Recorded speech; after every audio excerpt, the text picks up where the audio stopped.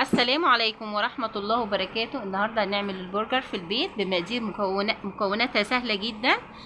حتى احنا هنستخدم النهاردة عن البقسماط، المادة اللي هي بتمسك اللحمة وتقدري تقلبي البرجر ما يتفتتش منك. المادة ديت اللي هي العيش البلدي. العيش البلدي عيش بلدي مش هنحطه كده، انت هتبليه في شوية مية وبعد كده تعصريه خالص جامد جدا، يعني ما يبقاش فيه ولا نقطة مية. لو كان فيه نقطة مية بالعكس هيفرفت منك، لكن انت هتحطيه في مية شوفوا وتبتدي تعصري فيه وتركنيه. ده كيلو الا ربع لحمه، حسب بقى انت افراد اسرتك قد ايه تبتدي تجيبي. ده كيلو الا ربع لحمه. جبنا البيضتين دول لما يتحطوا برده مع العيش عمرها ما يفك منك البرج.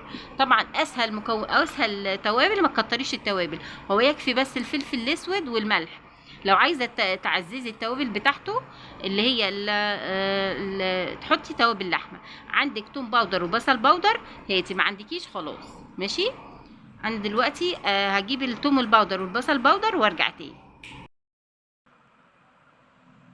هنحط بقى اول حاجه، نحط طبعا التوابل اللحمه كتري، هو مش هيمرر لانه توابل كتير، مش تابل واحد يعني. هنحط الفلفل الاسود وبعدين نحط الملح. الملح انت طبعا عارفه الحويق بتاع اللحمه اللي انت هتجيبيها نص كيلو، عارفه الحويق لانها مش هتتضايق. لو مش عارفه قللي الملح وبعد كده بقى ايه برش رشه ملح. بس انت لو بتعملي حاجه انت اكيد بتبقى عارفه الحويق بتاعها.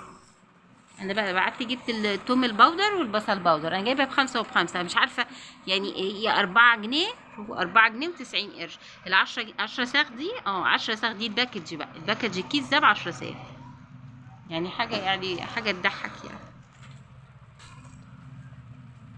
حط بقى معلقه كبيره من التوم الباودر ومعلقه كبيره من البصل الباودر. ممكن لو ما عندكيش توم باودر وبصل باودر عندك كبه افرمي البصل كويس، هتحطي بصلايه ما تكتريش، بس حاولي يعني ايه تعصري منها الميه. وبعدين لو هي عايزه ميه على الجريل ادهني بصل مع طماطمايه زي الكفته بالظبط. والثوم حاولي بقى تقطعيه ما تهرسوش عشان ما يتحرقش منك اثناء التسويه. هنحط معلقه ثوم باودر ونحط معلقه بصل باودر. انا باكد يعني كمان لان انا قبل كده دقيت الثوم اتحرق مني، فاحنا تسويه الثوم لما تحطيه قطعي الثوم هيبقى اديكي تست عالي قوي، احسن ما انت تدوقيه هيبقى عامل زي المحروق. نحط معلقتين بصل باودر بقى.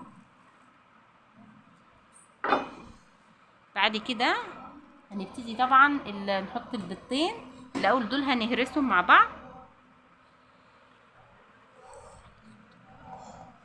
هندخل بقى التوابل مع اللحمه، وريت لحمه تبقى فيها دهن زياده يعني، بس اللي كان عندي بقى في الفريزر هي اللحمه دي.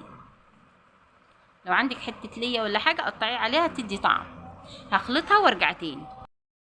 كده دمجنا كل التوابل باللحمه. تاني حاجه نحط عليها بيض، لو نص كيلو حطي عليها بيضه واحده. انا حاطه كيلو الا ربع، كيلو الا ربع لحمه مفرومه. نبتدي نكسر البيضه الاولى، نكسر البيضه الثانيه، وبعد كده ده العيش البلدي عادي. العيش البلدي يا جماعه لو عندك عيش فينو ماشي، احنا بنوفر لان دلوقتي كيلو البقسماط اعتقد يعني اللي هو المطحون غالي جدا، فاحنا بقى نحاول. ولعلمكم يعني جربوا العيش البلدي، تجيبي رغيف او رغيفين وتبليهم في ميه وبعدين بس تعصريهم جامد ماشي كفايه، وبعدين تحطيهم هيبقى احسن من البقسماط 100 مره. تدمجيهم جامد كده.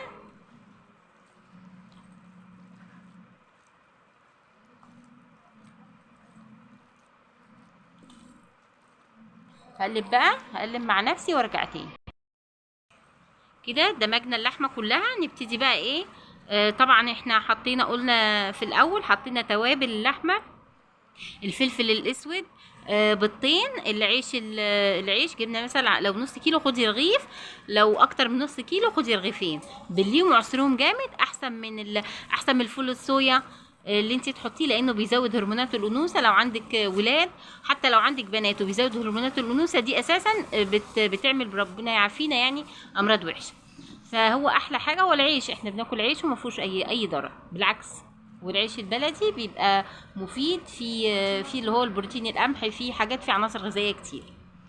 بعد كده بقى نبتدي بقى نشكل البرجر. لو عندك اللي هو البصامه او اللي هي اللي بتتعمل بيها البرجر دي، انا مش عندي. انت بقى شوفي الحجم اللي يناسبك، هتعمليه كبير هتعمليه صغير حسب بقى العيش الكايزر اللي عندك او اللي هتحطي فيه. لو عندك الحجم الكبير كبري بقى الايه القطعيه بتاعتك. الاول قبل ما نعمل دي هندهن بقى عشان ما يتبهدلش منك.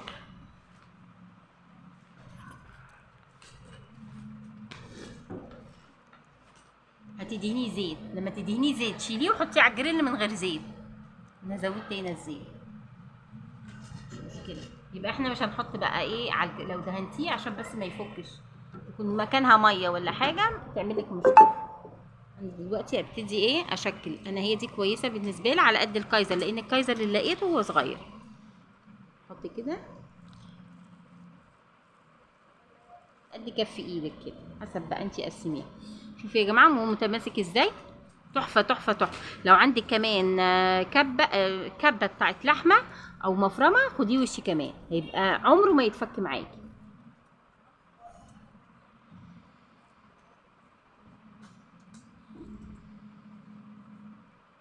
حاولي تفرديه. هكملهم بقى وارجع.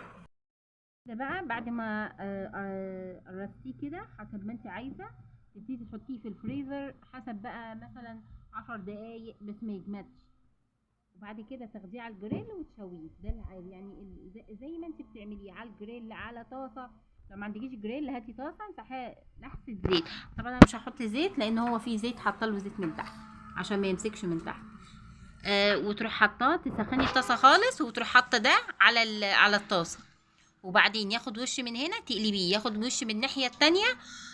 لو خد وش من الناحيه التانية ما تقلبوش تاني، تروحي موطيه عليه وتشوفي كل شويه لما يحمر خالص بتحسي ان هو فعلا اللحم اتغير بقى بني كده واستوى، تروحي لا قلباه على الناحيه التانية. ما تجيش جنب النار، برضو على نار واطيه يكون، بس انت في الاول تكوني مبصماه من ناحيتين، هيطلع في منتهى الجمال. ممكن كمان طعمه احسن من الجريل وافيد لانه ما بياخدش حروقات زي الجريل. ماشي، هفصل معاكم وارجع في التسويه بقى. بسم الله ما شاء الله كده اتعمل هو يعتبر ميني همبرجر.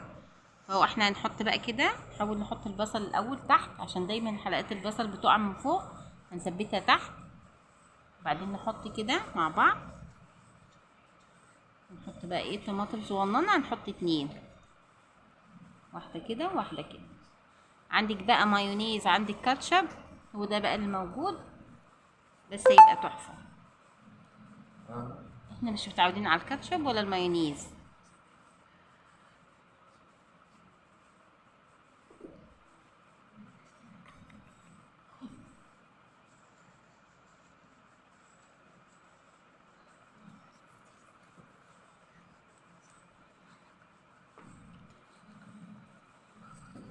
ايه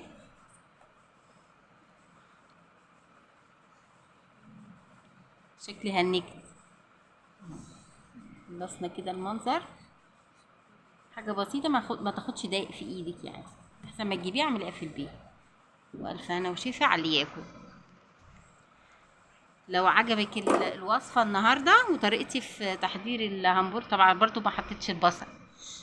وفي ايه احنا جعانين باين عليك. تقولوا